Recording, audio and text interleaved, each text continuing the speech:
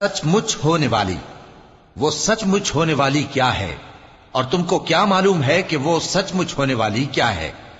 وہی کھڑکھڑانے والی جس کو سمود اور عاد دونوں نے جھٹلایا۔ سو سمود تو زبردست زلزلے سے ہلاک کر دیے گئے، رہے عاد تو ان کو نہایت زوردار آندھی سے تباہ کر دیا گیا۔ اللہ نے اس کو 7 رات اور 8 دن ان پر چلائے رکھا۔ تو اے مخاطب، تو ان لوگوں کو اس میں اس طرح گرے ہوئے دیکھتا جیسے کھجوروں کے کھوکھلے تنے، پھر کیا تو ان میں سے کسی کو بھی باقی دیکھتا ہے؟ اور فرعون اور جو لوگ اس سے پہلے تھے اور وہ جو الٹی ہوئی بستیوں والے تھے، سب گناہ کے کام کرتے تھے، سو انہوں نے اپنے پروردگار کے پیغمبر کی نافرمانی کی تو اللہ نے بھی ان کو بڑا سخت پکڑا۔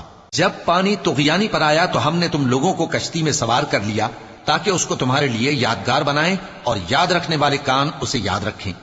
پھر جب سور میں ایک بار پھونک مار دی جائے گی اور زمین اور پہاڑ دونوں اٹھا لیے جائیں گے، پھر ایک بار ہی توڑ پھوڑ کر برابر کر دیے جائیں گے، تو اس روز ہو پڑنے والی یعنی قیامت ہو پڑے گی، اور آسمان پھٹ جائے گا تو وہ اس دن کمزور ہوگا، اور فرشتے اس کے کناروں پر ہوں گے، اور تمہارے پروردگار کے عرش کو اس روز 8 فرشتے اپنے اوپر اٹھائے ہوں گے۔ اس روز تم لوگ سب پیش کیے جاؤ گے اس طرح کہ تمہاری کوئی پوشیدہ بات چھپی نہ رہے گی۔ اب جس کا اعمال نامہ اس کے داہنے ہاتھ میں دیا جائے گا وہ دوسروں سے کہے گا کہ لیجئے میرا نامہ یا اعمال پڑھیے، مجھے یقین تھا کہ مجھ کو میرا حساب کتاب ضرور ملے گا۔ پس وہ شخص من مانے عیش میں ہوگا، یعنی اونچے باغ میں جس کے میوے جھکے ہوئے ہوں گے۔